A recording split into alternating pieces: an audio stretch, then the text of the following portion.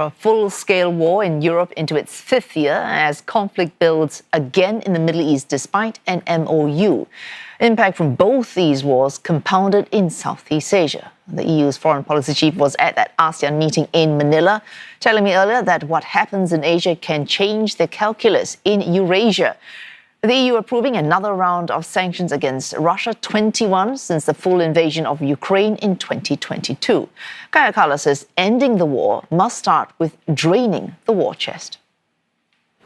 When the Strait of Hormuz is closed, then, of course, the oil prices go up. And that also benefits Russia because, the oil price went down after events in Venezuela. And then now it's up again because of the conflict between U.S., Israel and Iran. And it's benefiting Russia because they are not using the same trade routes. It is a problem because the financing of this war in Ukraine is actually coming from the oil proceeds, and when they get higher prices, they actually also are able to keep this war from going on longer. And that's why we also have a new sanctions package in place, because we want this war to stop.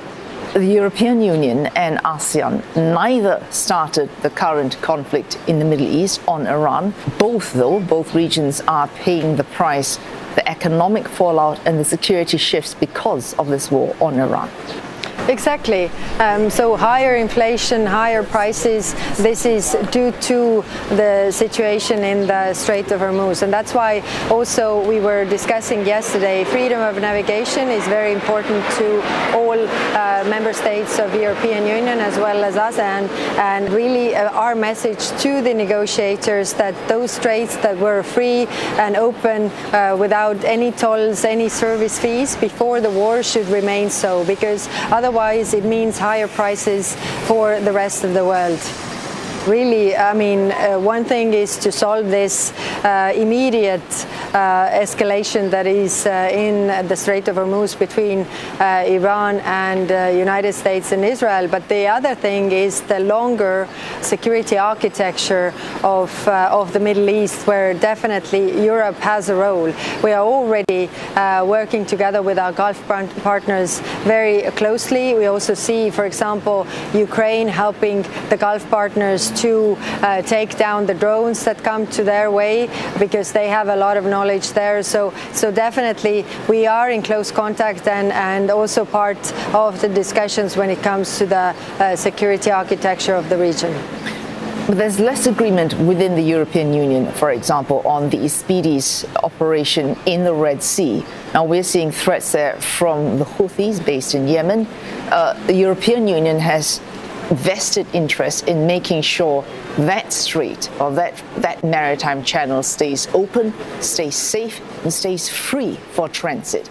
No, you're making a very valid point. Actually, we are very united on these operations. We have Operation Spiedi's in the Red Sea because that is also alternative trade route, very important to the European Union. We see now the threat of the Houthis attacking again, which means that we need the escort of the ships through this. And this operation is already working.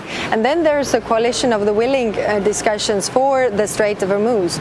We could also use the current operations just by changing the operational plan of this to also cover the Strait of Hormuz.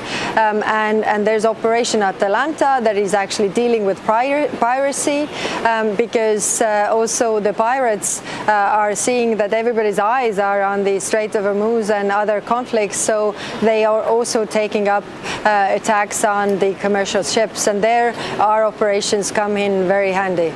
In the recent security assessment endorsed and adopted at the European Union, there was a very clear linkage between issues with Russia, potentially issues with China as well.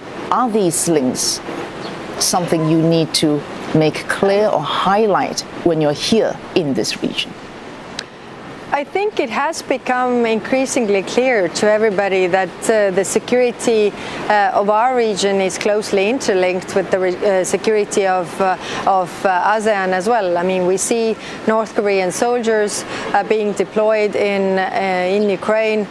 We see also, I mean, the support between Iran, Russia going very, the cooperation going very, very strong.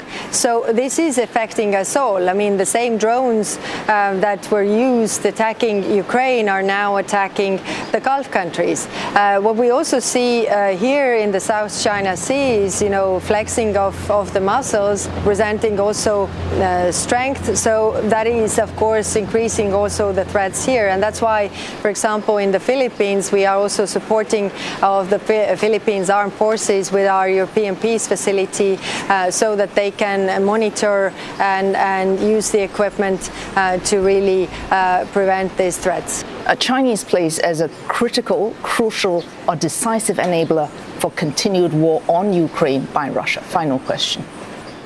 Yes, this is a NATO wording that China is the key enabler of Russia's war in Ukraine because, if they wouldn't support them, maybe they are not doing it publicly, but if their support wouldn't be behind this, Russia couldn't continue.